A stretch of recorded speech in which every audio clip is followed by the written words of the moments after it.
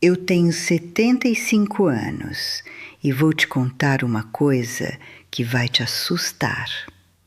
Aqui no Brasil, 7 em cada 10 aposentados pelo INSS recebem até um salário mínimo. 7 em cada 10. E a expectativa de vida saudável de uma mulher brasileira da minha geração é de uns 65 anos.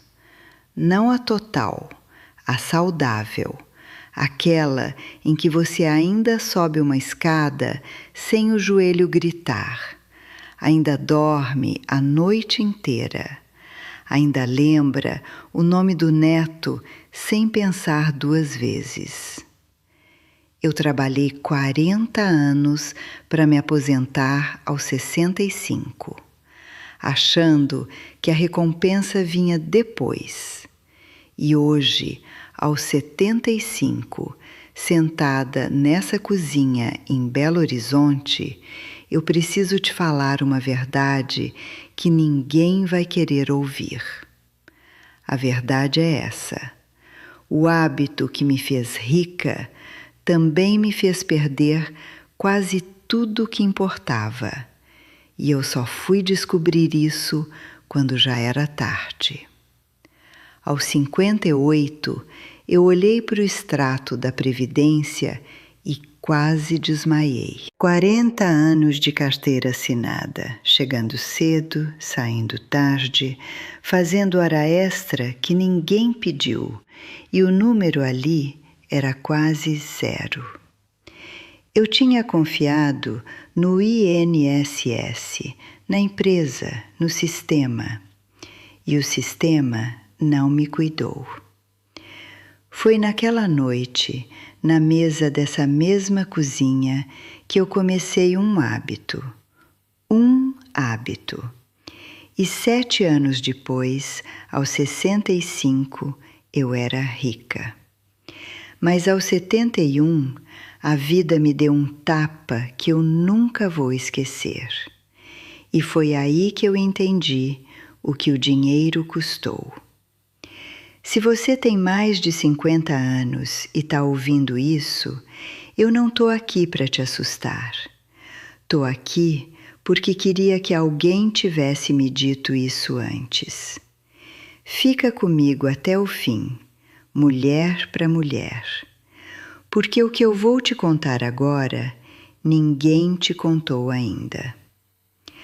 Aquela manhã de junho de 2009, eu lembro como se fosse ontem, 58 anos, sentada nessa mesma mesa de fórmica, o café com leite esfriando do lado, o sol entrando pela janela, o pão na chapa intocado, e na minha mão a simulação do INSS. Eu tinha pedido achando que ia receber uma boa notícia. Não era. 40 anos de carteira assinada. 40 anos contribuindo todo mês. E o que eles me ofereciam era um salário mínimo e um pouquinho. Pouco mais de R$ 1.500 na época. Eu li 3 vezes. Achei que tinha erro. Liguei para o INSS. Fiquei 2 horas no telefone. E a moça me explicou, com aquela voz cansada, que não tinha erro. Era aquilo mesmo.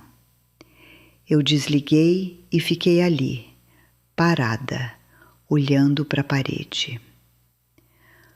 Toda essa disciplina, e não tem nada aqui. Eu tinha sido a mulher que chegava primeiro e saía por último. A mulher que recusou 3 promoções em outras cidades porque a família precisava de mim aqui. A mulher que não tirou férias direito por 8 anos porque o setor precisava. E o sistema me devolvia R$ 1.500 por mês. Eu chorei, não vou mentir. Chorei sentada nessa cozinha, enquanto o cachorro da vizinha latia lá fora e um rádio tocava forró baixinho. Chorei pelo Maurício, meu marido, que tinha morrido 3 anos antes e nunca soube que a aposentadoria que ele tanto sonhou nunca ia chegar. Chorei pelos meus filhos, que eu mal vi crescer. Chorei pelas amigas que eu perdi porque tô sem tempo, mês que vem a gente marca. E aí, naquela tarde, eu fiz uma coisa que mudou tudo.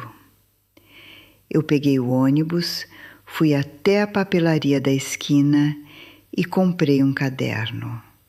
Simples, espiral, capa preta, R$7.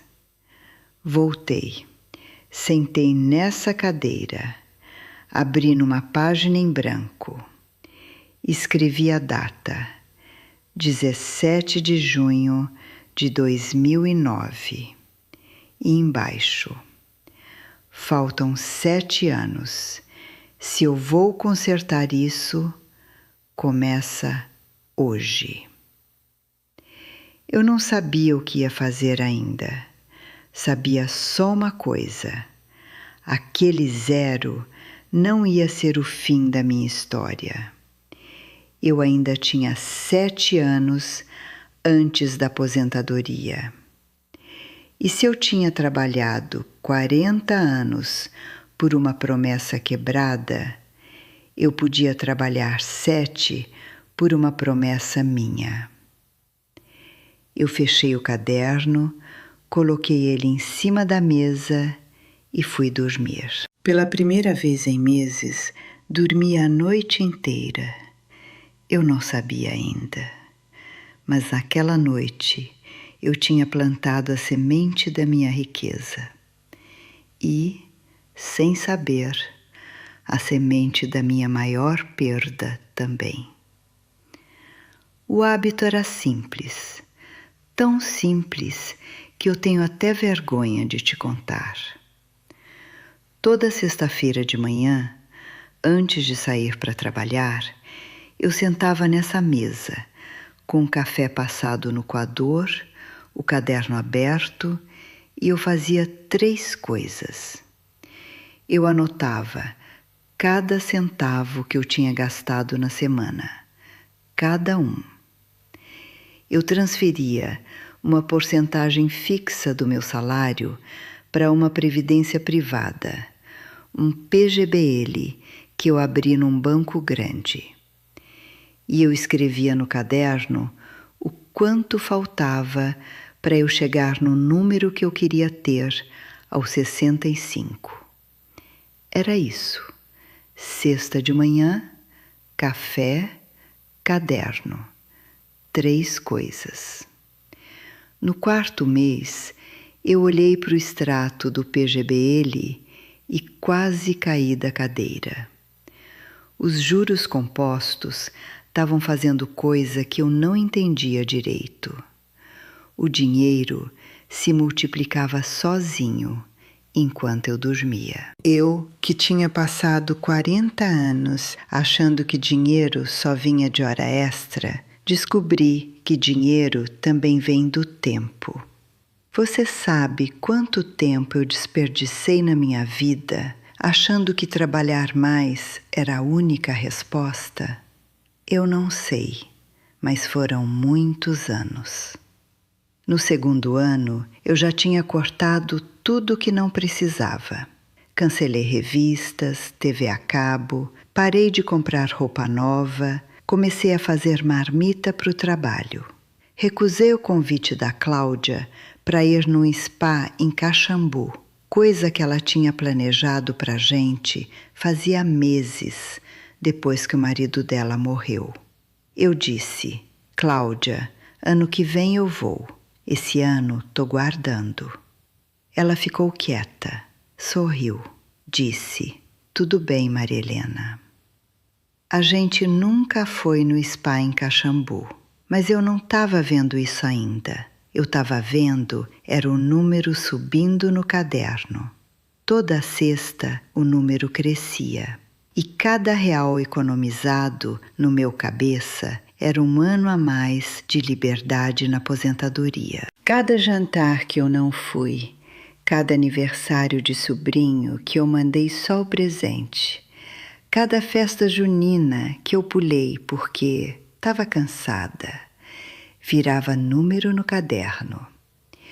Minha filha, a Beatriz, veio aqui um domingo com a netinha, a Laurinha, que tinha uns 7 anos. A Laurinha veio correndo me abraçar e perguntou se eu ia no aniversário dela na semana seguinte. Eu falei que ia tentar, mas o trabalho estava difícil. A Beatriz olhou para mim e falou baixinho: Mãe, ela vai fazer 8 anos uma vez só. Eu sorri, falei: eu sei, filha. E não fui. Eu não fui porque naquela sexta eu ia precisar trabalhar até de noite para fechar um relatório que ninguém ia ler. Eu precisava da hora extra, para o caderno. Eu estou construindo isso para eles, eu pensava. Eles vão entender depois. Você já fez essa conta na sua cabeça? Já se prometeu que você vai compensar depois, quando tudo estiver mais calmo, quando tiver mais dinheiro, quando você tiver mais tempo? Eu fiz essa conta 1000 vezes e eu errei 1000 vezes.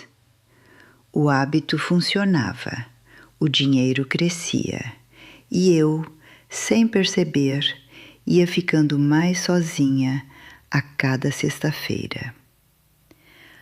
Aos 65 anos, no dia da minha aposentadoria oficial, eu sentei nessa mesa, abri o caderno e olhei para a última anotação. O número estava lá. O número que eu tinha prometido para mim mesma aos 58. Eu tinha conseguido.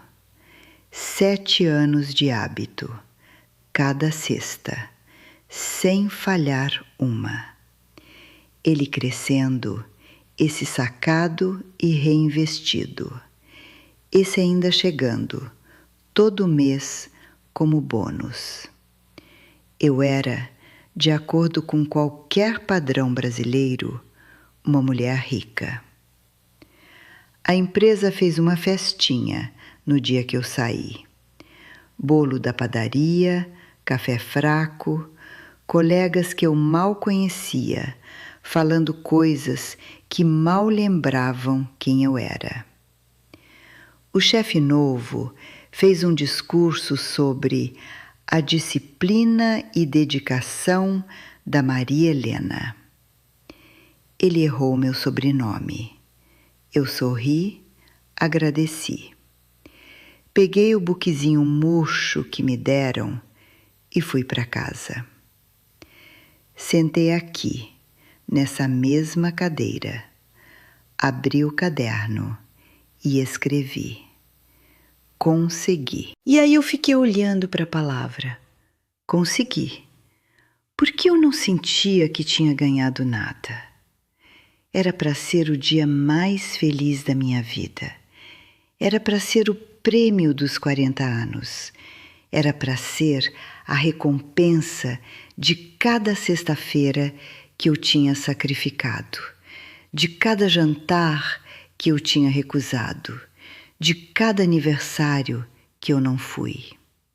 E eu estava sentada, sozinha numa cozinha, olhando para um caderno, com um buquê murcho do meu lado. Liguei para Beatriz. Ela estava ocupada.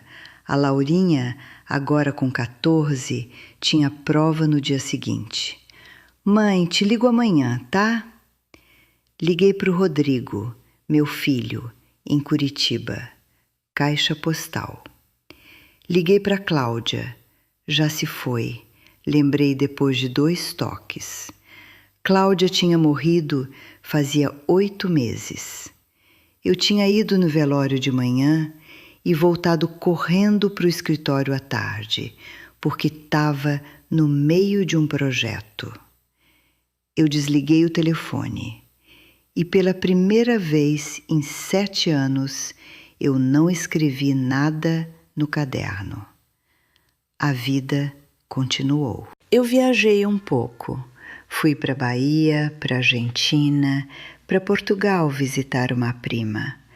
Mas em cada viagem eu ficava com a sensação de que estava performando uma aposentadoria que eu tinha visto em propaganda de banco. Sorria nas fotos. Voltava cansada, de um jeito que não era o cansaço bom.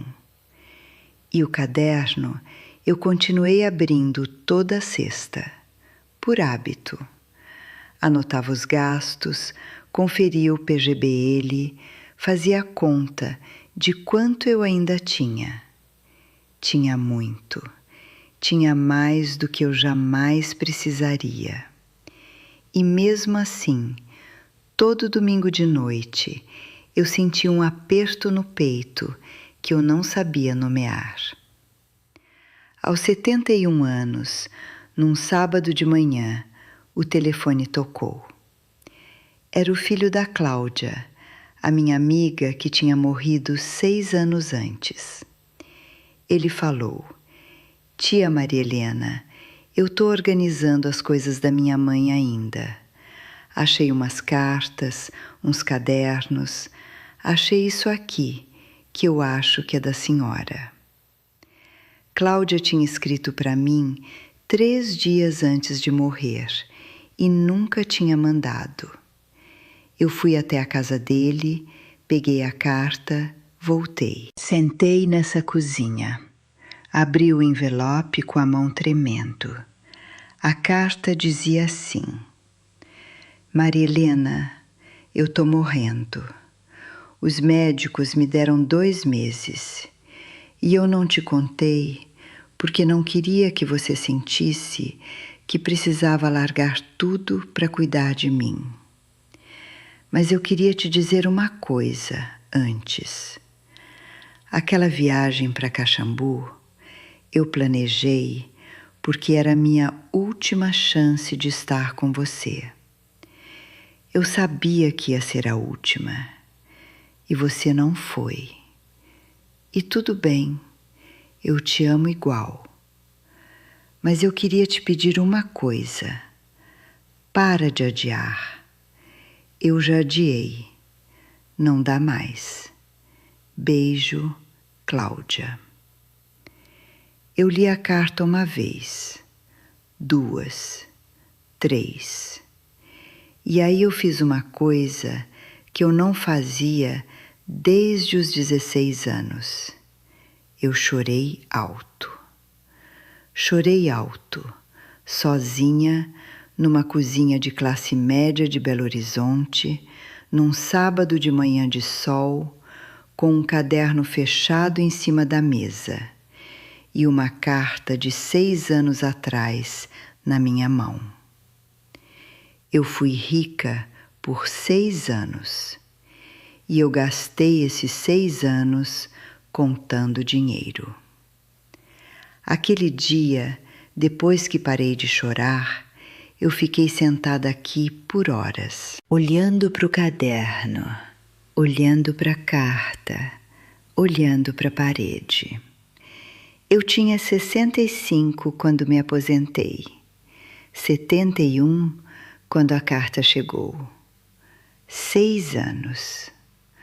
A Cláudia tinha me convidado para Caxambu quando ela já sabia que estava morrendo. E eu tinha recusado para fazer hora extra, para pôr R$ 200 a mais no PGBL. R$ 200. Eu fui no quarto, peguei o caderno e abri ele numa página nova. Pela primeira vez em 13 anos, eu não escrevi um número. Eu escrevi uma palavra. Beatriz. Liguei para Beatriz no dia seguinte. Falei para ela que eu queria passar um fim de semana com ela e com a Laurinha. Sem motivo, só para ficar. Ela ficou em silêncio do outro lado da linha por uns 10 segundos. E aí ela falou, com a voz embargada: Mãe, vem amanhã se você quiser. Eu fui no dia seguinte. Cheguei em São Paulo num sábado de manhã e fiquei até quarta. 5 dias com minha filha e minha neta. A Laurinha agora tem 20 anos, tá na faculdade. E ela me olhou no segundo dia e disse: Vó, é a primeira vez que a senhora dorme aqui em casa desde que eu me lembro. Eu não conseguia responder, só abracei. Voltei para Belo Horizonte com uma decisão. Eu tinha passado 40 anos disciplinada para ganhar dinheiro. Tinha passado 7 anos disciplinada para ficar rica. E eu nunca, em nenhum dia da minha vida adulta, tinha sido disciplinada para estar presente. Aquele era o segundo hábito, o que eu tinha esquecido de manter. E aí, aos 71, eu comecei. Não foi com caderno dessa vez, foi com um ritual pequeno. Toda manhã, antes de qualquer coisa, eu fazia um café passado no coador, sentava nessa cadeira e eu ligava para alguém. Filho, filha, neta, sobrinho, comadre antiga, vizinho, alguém. Não para pedir nada, não para resolver nada, só para dizer: Oi, tô pensando em você. No começo, eles estranhavam. Achavam que eu tinha alguma coisa para falar. Não tinha. Só queria estar ali, com eles, por 5 minutos antes do dia começar. Hoje, 4 anos depois, eu fiz isso quase todo dia. Tem dia que falha, claro. Tem dia que ninguém atende, mas eu mantenho. E você sabe o que aconteceu? A Beatriz me liga todo domingo agora. A Laurinha me manda foto da faculdade. O Rodrigo veio passar o Natal aqui em casa pela primeira vez em 10 anos. A gente fez ceia de verdade, com bacalhau, com rabanada, com a casa cheia. Eu olhei em volta naquela noite de 24 de dezembro e pensei: era isso o tempo todo. Olha, eu não estou te dizendo para parar de cuidar do seu dinheiro. Você precisa cuidar. O INSS no Brasil não vai te salvar, eu garanto. Você precisa do PGBL, do VGBL, da reserva, da disciplina. Tudo isso é verdade. Mas se eu pudesse voltar para aquela sexta-feira de 17 de junho de 2009, sentada nessa cozinha, com o caderno em branco na minha frente, eu escreveria 2 linhas, não uma. A primeira linha seria do dinheiro. A segunda linha seria assim: toda semana marca um almoço com alguém que você ama. Não cancela, não importa o que aconteça. Porque a riqueza que eu construí em 7 anos, eu poderia ter construído em 8 ou 9, com mais calma, e ter chegado aos 65 com gente do meu lado. Sempre foram 2 hábitos, eu só vi um. Se você tem 50 ou 60 ou 65 anos e está ouvindo isso pensando, ainda dá tempo para mim? Dá. Eu te garanto que dá. Eu comecei o segundo hábito aos 71 e em 4 anos eu reconstruí uma família que eu achava perdida. Mas não espera o tapa. Não espera a carta de 6 anos atrás chegar na sua mesa. Não espera a Cláudia da sua vida morrer para você entender que ela te amava de verdade. Olha para o telefone agora. Pensa em quem você não liga há mais de um mês. Liga hoje, não amanhã, hoje. Esse caderno aqui em cima da mesa, ele está comigo há 17 anos.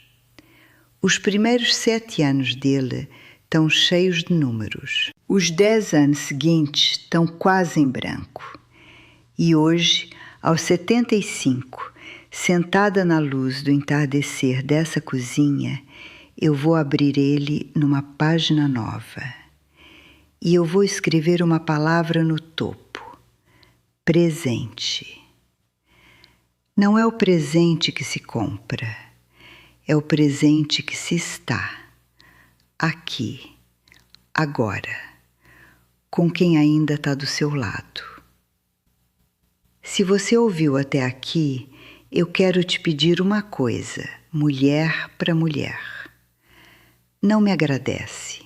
Vai, sai dessa tela e liga para alguém que você ama hoje. Porque o tempo, minha querida, é a única coisa que nem o PGB, ele melhor desse país, consegue te devolver.